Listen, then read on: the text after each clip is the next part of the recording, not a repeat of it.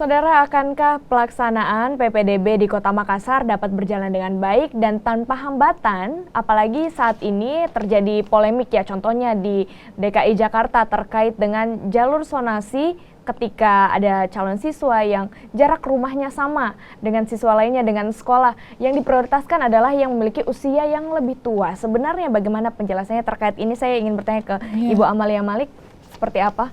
Ya, sebenarnya kalau mengenai usia itu adalah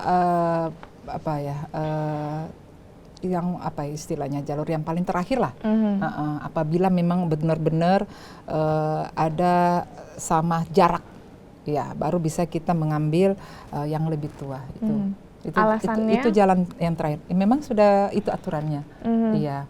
Karena untuk bisa kita memverifikasi meloloskan yang mana yang lulus itu ya. Kalau memang sudah tidak bisa di dalam sistem itu memang jaraknya memang persis pas itu otomatis dia akan dua muncul. Dengan cara itu maka akan diambil berdasarkan akte kelahiran yang dia unggah, itulah yang akan diambil. Itu masuk ke dalam sistem. Oke, tapi untuk yang ingin mendaftar sekolah dasar sendiri, minimal usianya berapa? Usia 7 tahun untuk SD. Tetapi bisa di bawah 7 tahun apabila anak itu mendapatkan surat keterangan dari dokter, psikolog bahwa anak ini mempunyai kelebihan.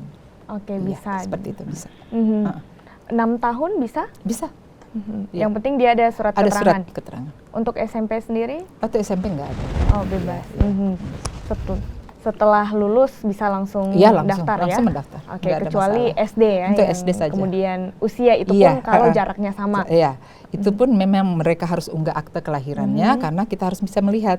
Kalau toh terjadi seperti itu, yang sama jaraknya, terpaksa kita harus mengambil usia yang paling. Itu kita mengacu kepada aturan. Oke, aturannya memang sudah ada, seperti itu. Ada. Pak Al-Hidayat melihat aturan memprioritaskan yang lebih tua, bagaimana? Ya,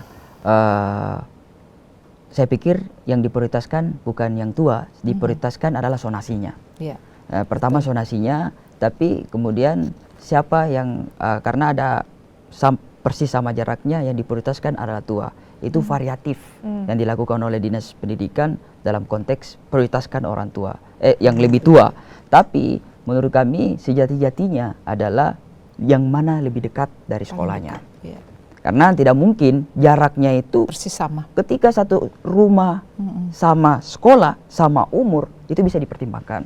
Tapi yang menjadi soal adalah rumahnya itu tidak kalau radiusnya tidak sama. Itu yang dipertimbangkan Dinas Pendidikan adalah ketika dia satu sekolah, satu rumah. Tapi kalau tidak satu rumah, saya pikir jaraknya itu akan totally berbeda.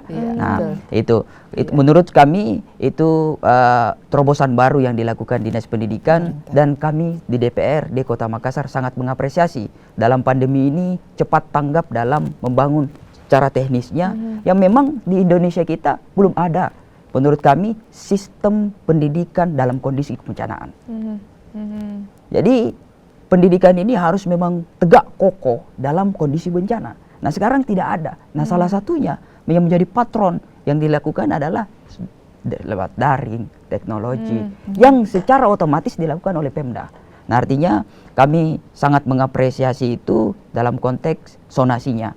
Nah, harapan kami yang intinya adalah pengawasan yang di lapangan, dan pada intinya juga siswa-siswi bisa terakomodir. Apabila tidak terakomodir secara baik, maka DPR unjuk aksi. Oke, saya ke Ibu Amalia. Untuk satu orang calon siswa atau siswi dapat memilih berapa sekolah? 2 untuk jalur zonasi. Untuk jalur zonasi bisa memilih 2, tapi tetap yang terdekat dari rumah. Dia harus memilih seperti itu kalau untuk bisa lulus, ya. Jadi dia berada di wilayah kecamatannya, tempat tinggalnya. Oke, berarti kan itu sekarang yang mereka harus pilih supaya kemungkinan untuk dia lulus itu mereka sendiri kan yang tahu bahwa kira-kira sekarang juga itu dia bisa lihat kok di mapnya. Kira-kira jarak dari rumah yang dia mau pilih sekolahnya itu dia sudah bisa tahu. Iya, berapa kilo atau berapa meter radiusnya. Itu sudah bisa. Kalau untuk jalur prestasi itu dia bisa memilih sekolah di mana saja yang dia mau. Untuk jalur prestasi. Oke, tanpa harus melihat jarak sekolah. Tidak melihat jarak.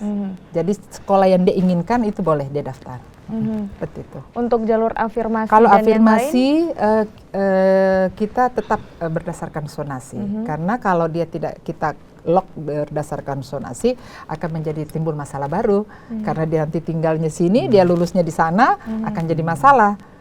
Karena jarak rumahnya lagi harus menggunakan lagi transportasi kan, berarti kan memberatkan lagi untuk anak-anak afirmasi. Nah, oke. Sekarang sistemnya sudah zonasi, yang dilihat adalah radius, dari rumah dan juga sekolah. Tapi kan orang tua siswa biasa kita melihat masih main mata ya untuk melihat memaksakan sekolah ini yang unggulan, sekolah ini yang unggulan, padahal sistemnya sudah zonasi. Bagaimana janimannya agar tidak ada KKN ataupun pungutan liar seperti itu? Jadi kami sudah selain Dewan tadi Pak Dewan tadi sudah menyampaikan bahwa sudah dibagi melakukan pengawasan ya dari semua kecamatan yang ada ya, sudah dibagi dapirnya. Kami juga sudah melakukan kerjasama dengan Ombudsman. Baik Ombudsman kota maupun provinsi.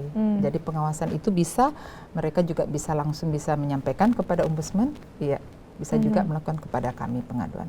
Kalau toh ada yang terjadi tentunya akan ada tindakan yang akan kami serahkan kepada pimpinan. Baik, berarti pengawasannya saat ini sudah ketat ya. Ini pastinya juga yang menjadi tantangan untuk Dinas Pendidikan untuk menyosialisasikan kepada orang tua bahwa tidak ada lagi sistem unggulan ya. Iya, tidak ada. Jadi kenapa pemerintah mulai mencanangkan jalur zonasi ini mulai tahun 2016 kalau nggak salah ya. Itu karena apa? Tidak ada lagi istilah sekolah unggulan, tetapi diharapkan semua sekolah yang ada di seluruh wilayah Indonesia itu bahwa itu menjadi sekolah unggulan. Jadi kurikulumnya kita samakan, sarana prasarananya selalu diusahakan, dapat bantuan dari pusat, kemudian guru-gurunya juga sudah sama sehingga memudahkan untuk anak-anak semua anak didik kita itu bisa bersekolah. Tidak ada lagi alasan bahwa hanya sekolah ini saja yang bagus gitu. Tapi semua sekolah sama. Kemudian sangat memperhatikan adalah rumah, jarak. Kenapa ada zonasi? Supaya tidak lagi memberatkan lagi orang tua. Jadi kami berharap semua orang tua murid bahwa tidak ada lagi mungkin yang banyak yang mendengar disampaikan bahwa sekolah itu tidak bagus ya. Kita tentunya pemerintah didukung oleh Dewan bahwa semuanya sekolah ini akan diusahakan sama. Kenapa kemarin kita dapat persetujuan dari Dewan bahwa setelah melihat antara sekolah dasar dengan sekolah menengah pertama ini sangat jauh ya, terlalu jauh kebutuhannya sehingga disetujui melakukan regrouping. Kedepannya juga seperti itu, tidak hanya menambah mungkin sekolah, tetapi semua sekolah yang ada itu menjadi unggulan. Nah, untuk menghindari praktik KKN, kemudian pungutan liar, bagaimana fungsi pengawasan dari DPRD Kota Makassar? Saudara, kita akan bahas usai jeda berikut ini. Tetaplah bersama kami.